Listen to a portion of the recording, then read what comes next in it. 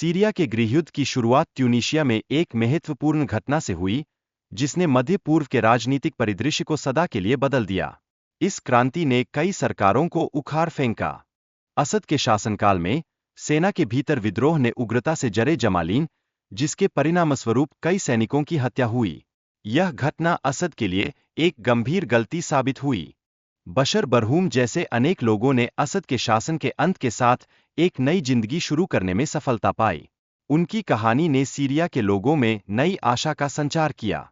बशर अल असद की राष्ट्रपति बनने से पूर्व उनके भाई बासेल की आकस्मिक मृत्यु ने सत्ता की स्थिति में परिवर्तन लाया। इससे बशर को वापस सीरिया लौटने की आवश्यकता हुई। बशर अल असद ने सीरिया की अर्थव्यवस्था को बाजार उन्मुख बनाने का प्रयास किया, जिससे बेरोजगारी में वृद्धि हुई और नागरिकों में असंतोष पनपा। 2010 में ट्यूनीशिया में मोहम्मद बौजीजी की आत्मदाह की घटना ने अरब स्प्रिंग का आगाज किया, जिसके परिणामस्वरूप पूरे क्षेत्र में व्यापक विरोध प्रदर्शन शुरू हुए।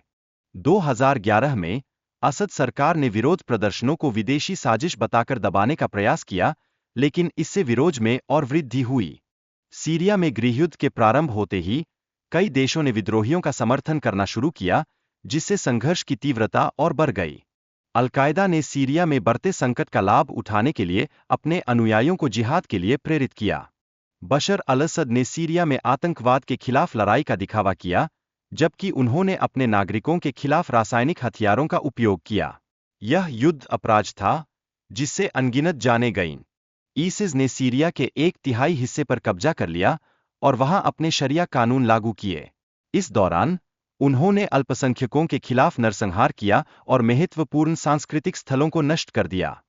सीरिया में विभिन्न देशों की सैन्य भागीदारी ने संघर्ष को और जटिल बना दिया। अमेरिका और रूस ने भिन्न भिन्न गुटों का समर्थन किया, जिससे स्थिति और भी बिगड़ गई। सीरियाई शरणार्थी संकट ने 2015 से 16 में वैश्विक ध्यान खींचा। कई लोग युद्ध और हिंसा से बचने के लिए अन्य देशों की ओर पलायन कर गए। रूस और ईरान जैसे देशों ने असद को अपना समर्थन प्रदान किया, लेकिन 2023 में युद्धों के कारण उनकी मदद में कमी आई। इससे असद की स्थिति कमजोर पड़ गई। असद सरकार की हार के बाद देश में स्वतंत्रता और खुशी का माहौल बना।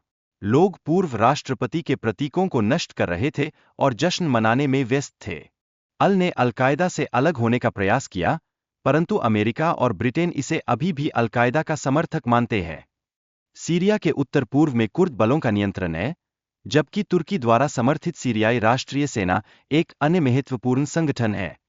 तानाशाह की दुविधा के चलते तानाशाह अक्सर अपने देश की वास्तविकता से अनजान रहते हैं, जिससे कई बार गलत निर्णय होते हैं।